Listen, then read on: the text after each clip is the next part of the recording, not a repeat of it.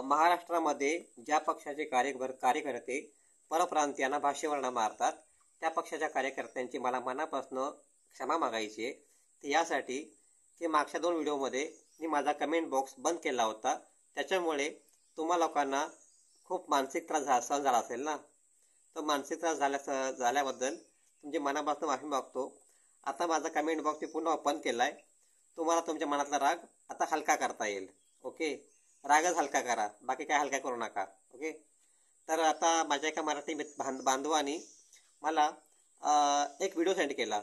हा व्हिडिओ आहे मुंबईतला आणि या व्हिडिओमध्ये एका परप्रांतीय बांधवाने मुंबईमध्ये एक व्यवसाय सुरू केला. ओके, आता स्थानिक लोकांनी या व्यवसायाला तिकडे विरोध केला. स्थानिक लोकांनी सांगितलं की ह्या जागेमध्ये हा व्यवसाय करायचा नाही.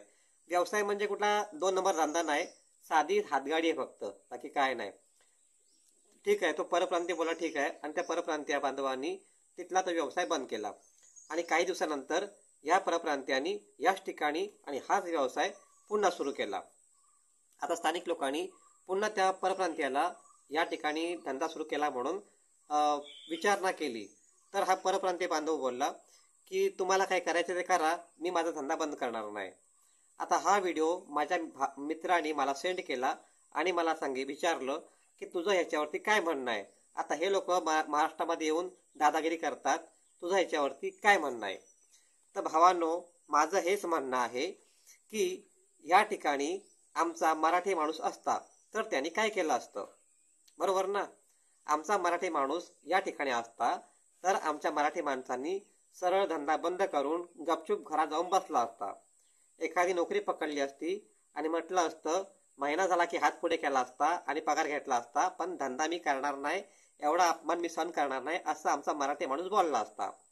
पण या परप्रांतीय बांधवांनी काय केलं, त्यांनी आपली जिद्द, चिकाटी आणि धैर्य सोडलं नाही आणि म्हणून त्यांनी स्पष्ट सांगितलं की माझा धंदा मी बंद करणार नाही. तुम्ही लोक दरवेळेला एखादी गोष्ट निगेटिव्ह बघता, मला कळत नाही. ही गोष्ट तुम्ही पॉझिटिव्हली बघू शकत असता. आमच्या मराठी बांधवांना या गोष्टी का समजत नाही. जे धैर्य, चिकाटी आणि श्रम हे परप्रांतीय बांधव घेतात ते आमची मराठी माणसं का घेत नाहीत. देवानी ह्या परप्रांतीय बांधवांना वरदान दिले, असं कुठलं आहे का वरदान दिलंय आणि आम्हाला कुठला श्राप दिला, असं का आहे का, नाही ना. ते पण माणसाचं आहे, पण माणसाच आहोत. मग असं अशी कोणत्या गोष्टी आमच्या मराठ्यांमध्ये कमी पडतात की आम्ही लोक व्यवसाय करू शकत नाही. आम्हाला कोणाच्या 2 गोष्टी ऐकून घ्यायच्या नाहीयेत, आम्हाला कोणा अपमान सहन करून घ्यायचा नाहीये. या ठिकाणी एखादी म्युन्सिपालिटीची गाडी आली असती, त्यांनी हा धंदा तोडला असता, तरी सुद्धा या परप्रांतीय बांधवांनी पुन्हा आपला धंदा नवीन सुरू केला असता. तसं आमचा मराठी माणूस करणारच नाही. आमचा मराठी माणूस बोलेल, बस झालं, ते कामच नको मला, हा धंदाच नको मला, हा अपमान पण नको आणि हे कष्ट पण नको, दे रे हरी खाटल्यावरी, असा आमचा मराठी माणूस बोलला असता. पण तसे परप्रांतीय बांधव करत नाहीयेत. ते आपली धैर्य, चिकाटी आणि साहस सोडत नाहीयेत आणि त्याचा परिणाम म्हणून त्याला कोणा यश भेटतं, पैसा भेटतो आणि ते लोक महाराष्ट्रामध्ये येऊन आपली प्रॉपर्टी गोळा करू शकतात. ह्याच कारणामुळे आणि इकडेच आमचा मराठी माणूस कमी पडतो. आता मी स्पष्ट बोलतो म्हणून मला शिव्या खायला भेटतात. अरे भावांनो, तुम्हाला मी चांगलं सांगतोय आणि तुम्ही मला शिव्या काय घालता कमेंट बॉक्समध्ये.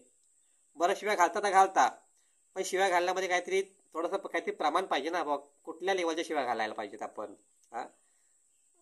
पण जाऊ दे, तो विषय बाजूला राहू दे, शिवी बिबी हा विषय. कारण काय असतं, जशी तुमची मानसिक बुद्धी असते ना, तशी तुम्ही शिव्या घालणार हे मला माहिती आहे. आणि शेवटी एखादा व्यक्ती समजा झोपडपट्टीमध्ये राहत असेल तर तो आई बहिणी म्हणून शिव्या घालणार. झोपडपट्टीत राहणाऱ्या लोकांची हीच मानसिकता असते. म्हणजे कमेंट बॉक्समध्ये शिव्या बघून आपण समजायचं की कोण माणूस किती थर्ड क्लास आहे, कुठल्या झोपडपट्टीतून बाहेर पडलाय, हे कमेंट बॉक्स बघून आपल्याला समजतं. त्याच्यामुळे शिव्या घालताना मला समजतं, आता बाकीच्या लोकांना पण समजेल की कोण माणूस थर्ड क्लास आहे, कोण कमेंट बॉक्समध्ये शिव्या घालताना झोपडपट्टीतून बाहेर पडलाय आणि कोणत्या लेवलचा आहे. चर्चा करा, चर्चा करणं वाईट नाहीये, चर्चा केली पाहिजे, परंतु एखाद्याची आयबॅन काढणं कमेंट बॉक्समध्ये विचार पटले नाही म्हणून आणि आपली क्षमता सिद्ध करावी, असं काहीतरी वागू नका भावांनो. चर्चा करा. ओके, जय हिंद, जय महाराष्ट्र.